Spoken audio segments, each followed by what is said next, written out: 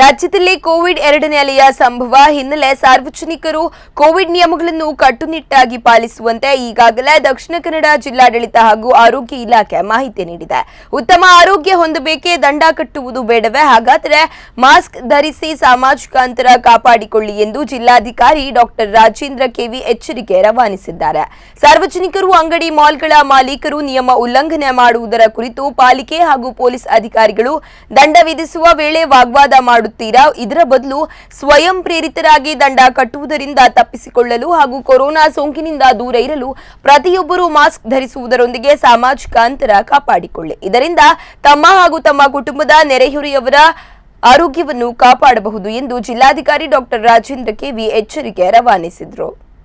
ದಕ್ಷಿಣ ಕನ್ನಡ ಜಿಲ್ಲೆ ಒಳಗಡೆ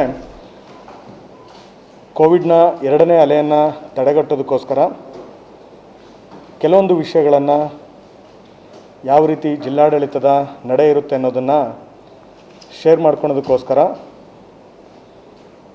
ನಾವು ಇವತ್ತು ಈ ಪತ್ರಿಕಾಗೋಷ್ಠಿಯನ್ನು ನಾವು ಕರೆದಿದ್ದೀವಿ. ನಮಗೆ ಈಗ ದಕ್ಷಿಣ ಕನ್ನಡ ಜಿಲ್ಲೆ ಕೇರಳದ ಗಡಿ ಭಾಗದಲ್ಲಿರೋದ್ರಿಂದ ಮತ್ತು ಬೆಂಗಳೂರು ನಗರ ವ್ಯಾಪ್ತಿಯನ್ನು ಬಿಟ್ಟರೆ ಹೈಯೆಸ್ಟ್ ನಂಬರ್ ಆಫ್ ಕೇಸಸ್ ನಮ್ಮ ಜಿಲ್ಲೆಯಲ್ಲಿ ಇರೋದ್ರಿಂದ ಸರಿಸುಮಾರು 527 ಆ್ಯಕ್ಟಿವ್ ಕೇಸಸ್ಗಳು ಇದೆ. ಪ್ರತಿ ದಿವಸವೂ ಕೂಡ ಕೇಸಸ್ಗಳ ಸಂಖ್ಯೆ ಜಾಸ್ತಿ ಆಗ್ತಾ ಇರೋದ್ರಿಂದ ಯಾವ ರೀತಿ ಮುನ್ನೆಚ್ಚರಿಕೆ ಇದ್ದಂಥವ್ರನ್ನ ಐಡೆಂಟಿಫೈ ಮಾಡಿ ಸಂಬಂಧಪಟ್ಟವರಿಗೆ ವಾರ್ನಿಂಗನ್ನು ಕೊಡೋದ್ರ ಜೊತೆಗೆ ಜಾಗೃತಿಯನ್ನು ಮೂಡಿಸುವ ಪ್ರಯತ್ನ ಮಾಡಿದಾಗ 70 to 80% ಜನ ಮಾಸ್ಕನ್ನು ಧರಿಸದೆ ಅಥವಾ ತಪ್ಪಾಗಿ ಧರಿಸ್ಕೊಂಡು ಹೋಗ್ತಾ ಇರೋ ಹಾಗೆ ಕಂಡುಬಂದದ್ದು.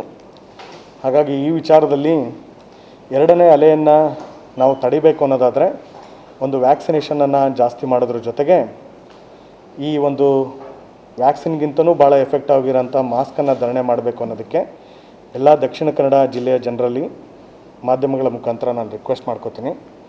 ಜೊತೆಗೆ ಎರಡನೇ ಇದರಲ್ಲಿ ವ್ಯಾಕ್ಸಿನೇಷನ್ಗೆ ಸಂಬಂಧಪಟ್ಟ ಹಾಗೆ